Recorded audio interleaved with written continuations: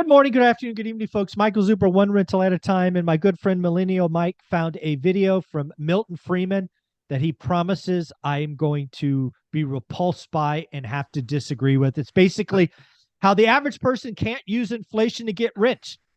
Milton, you let me down, buddy. What's up? Well, I don't think you'll be repulsed by it because who could ever dislike Milton Friedman? Such a nice That's guy. true. He is a But nice guy. for all the times we've watched his content, reacted to it, and agreed with him, I did find this video that I think you're gonna disagree with. So let's jump into it. All right. Yeah, I have no idea what I'm about to see. Yeah. Doctor, is there anything the average citizen can do to protect himself from the ravages of the rising inflation? Unfortunately, there is very, very little he can do. I hate to say this, and yet it's true. The most effective protection against inflation is high living. How do you mean that? How do you mean that? I mean that, unfortunately, there are no assets which you can confidently acquire with the expectation that they will provide you a hedge against inflation. On the other hand, if you buy yourself a nice house, you buy yourself a nice suit, you buy yourself a picture to hang on the wall, you are protected against the ravages of inflation. So, in other words, convert your money into material thing? Unfortunately, it's not a very desirable thing to do. Don't convert all of it. You've got to have some reserve for emergency. I'm not saying this is a good thing. I'm saying that inflation is the kind of thing which leaves you with no good choices. But that sounds like playing the violin while Rome is burning. Well, tell me the alternative. The question was not what the nation ought to do. Yeah. I have no difficulty in saying what our governmental policy ought to be to end inflation. That's a different question. The question is, what can I as an individual do? And unfortunately, given the uncertainty of inflation, given the fact that real estate has proved a good hedge and it's proved a bad hedge, that stocks have proved a good hedge and they've proved a bad hedge, that government bonds are a snare and a delusion, that they have proved a very, very poor investment for the poor suckers who were induced by Uncle Sam to come into them. Unfortunately, there is no good way in which the ordinary citizen, the ordinary person, can really protect his assets against inflation. All right, Mike. So he said a lot there, but it seemed Wow. for him was surprising. It seemed pretty negative. What do you think? Well, I think there's two things in that video that I am almost angry with disagreement. And I'm going to break them down because I think they're both important to recognize. First, again, he basically said like you and me, right? He's talking to you and me, not the government, not those folks. He's basically saying you beat inflation by spending most of your money, acquire stuff. I translate that into keeping up with the Joneses.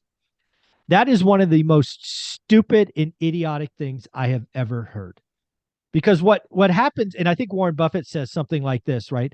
If you execute like that, when it gets bad, you're going to sell that stuff for half off or whatever it is. So it's a horrible strategy. I can't believe he would say something like that. Oh, that hurts. So keeping up with the Joneses is not a way to beat inflation. It's just not. The only way to beat inflation, in my opinion, and I did a whole series on this, in the 52-year spreadsheet, it showed me, right? What was a decade in the last 50 years that had inflation? The 1970s. If you go back and look at the 70s, look at interest rate, bonds, stock markets, all of these things. He's right. They all sucked. However, if you bought a home in 1970, got a 30-year fixed rate debt, and then looked at that same home in any year thereafter, what happened to your interest rate? It was the lowest of the decade. What happened to your cash flow? 1970 versus 75 or 77. It's up because rent more than doubled. What happened to house prices? More than doubled. So again, I believe the average person can use inflation to get rich. I created a shirt because of the aha moment. I use inflation to get rich. Ask me how. Buy a home with 30-year fixed rate debt that cash flows day one and just hold on. It's worked really, really well for 50 years.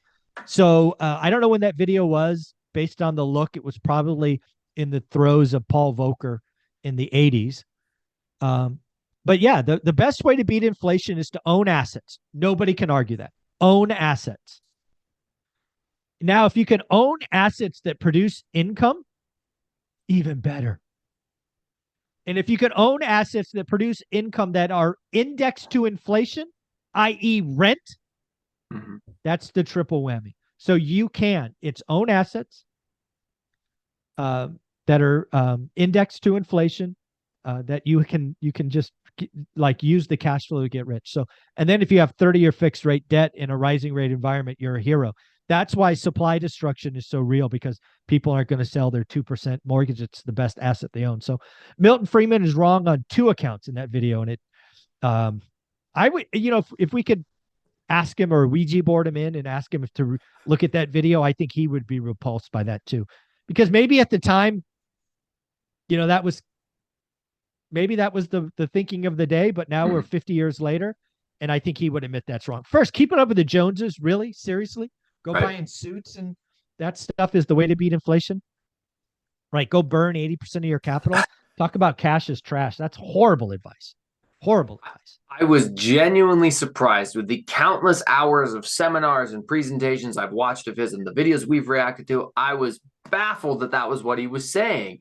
Yeah. And I could understand he would say it's very hard for people to beat it. But when he gave the advice of buy a nice suit, put a picture on the wall, and buy a lavish house. Well, yeah, okay, if you buy a nice house, that house might be a hedge against inflation, but it's going to be better if it's a rental. Anyways, thought you would enjoy that video. Never seen you get so frustrated with him. Mike, that was everything we had for the week. Awesome, folks. Again, folks, if you want us to react to any videos, please send them to Mike and I. He really does this for us, cuts them up. It's so great that he does this.